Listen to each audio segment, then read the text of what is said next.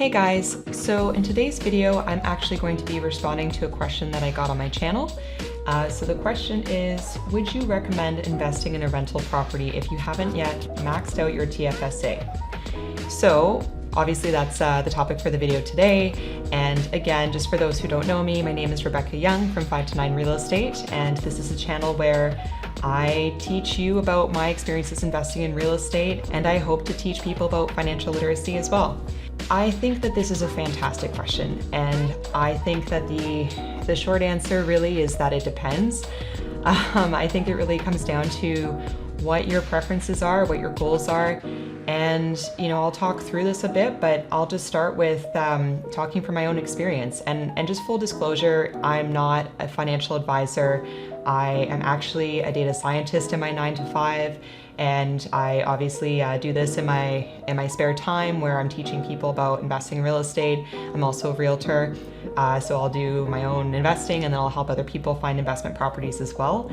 But I did also take economics and finance in school, and to be totally honest with everybody, when I bought my first place at 21, and frankly, even though I was studying economics and finance in school, I actually didn't really know what a TFSA or an RRSP was. It was a bit of an accident, the way that I was renting for a long time, and I kind of pieced together what my landlord was making off of that student property, and I thought that I could do that myself. And it was definitely a struggle to get that first property because I was qualifying on my own and with my partner at the time. Didn't have great income because I was still a student. I was doing research and I was a TA, so it was all contract based. And it was a big struggle to get the property, but we rented out the basement and we found that that covered the majority of our expenses. And so what I learned from this is that I wasn't as worried about, I guess, the tax strategies back then or staying with a consistent, traditional savings plan.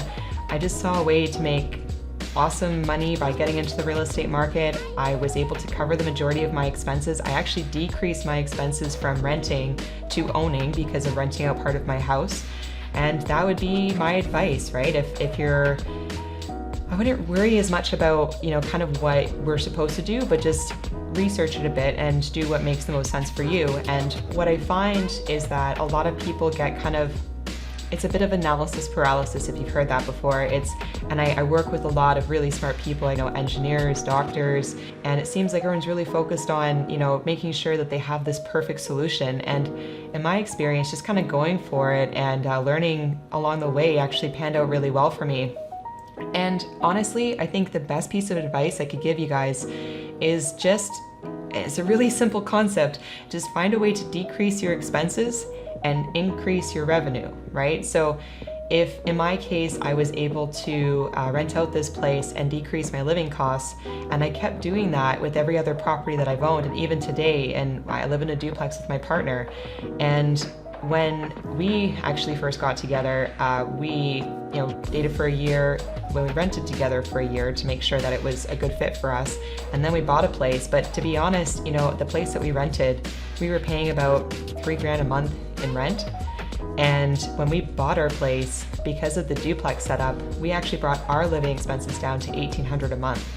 And so I just don't see anywhere else where you can get a kind of investment where it's going to decrease your expenses like that. So that's personally where I put my priorities. And because of decreasing my expenses from $3,000 to $1,800 a month, now I have this extra $1,200 that I can invest in my TFSA and my RRSP. And I do that now, actually. So I built everything with real estate first, really focused maniacally on how to build up my passive income and reduce my expenses. And now I'm actually making those other investments. And the other thing that I wanted to cover is that I think when it comes to real estate, I think you would actually be better off investing in your RRSP, especially if you're a first-time buyer, because you have incentives for leveraging your RRSP for a down payment, and you can also redirect your RRSP into a mortgage. So you have a lot of options there. The other thing to consider is that for my RRSP, I was actually glad that I didn't make contributions in the early days, because now my income is higher, actually a lot higher than what it was when I first graduated. So now I actually can use the benefits of, when you contribute into your RRSP, you also get that amount back in your taxes. So that's a huge benefit for me now that I can kind of reclaim some of that money back. So I'm personally happy that I waited, and I would also suggest the same for others. Another consideration that I would recommend you guys look into is that for your TFSA, I find that it's really great to invest in Canadian stocks because you don't have to pay income tax on that, but keep in mind that for the US, there's actually withholding tax as well. So that's actually great to also leave for your RRSP, because then you don't have to pay that withholding tax with your RRSP, whereas you would have to still pay that with your TFSA. So I think there's both, there's a time and place for both. I personally really like to put high dividend yields or high dividend stocks in my TFSA because as that keeps growing, I don't have to pay the income tax on that. So it kind of seems a good place for it. But just overall, those are my 2 cents on the entire question. And ultimately, again, I think that it's something that you need to research for yourself and make sure that you're the most comfortable with the strategy. But again, I think that the best thing is just to get time in whatever market you want to start investing in and get that hands-on experience, because there's no other way that you're going to learn the same kind of experience from that, right? So I think whereas I see a lot of people, they research so much and they kind of want to get into it, but then they just kind of keep pausing and come up with reasons why it needs to be perfect. And I think, especially in where we are with real estate in the GTA, we have a major housing supply issue, and we're going to keep seeing prices continue to increase. So I think time's kind of against your side, and I think the best is just take the leap into whatever you're comfortable with. Start finding a way to make money with your money, getting a return on your money, and from there, then you have more options. But I absolutely wouldn't wait. I don't think you need to wait to max out your TFSA to be able to purchase real estate. I'm living proof of that. I made it work, and it was honestly the best decision I ever made with my life.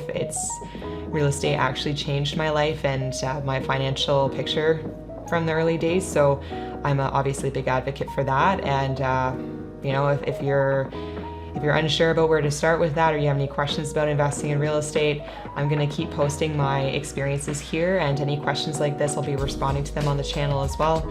And if you have any other questions or you want to have a one-on-one conversation, I'm going to leave my contact information below. I'm more than happy to answer anyone's questions. And for everyone else, if you guys enjoyed the video, please go ahead and like the video, share the channel.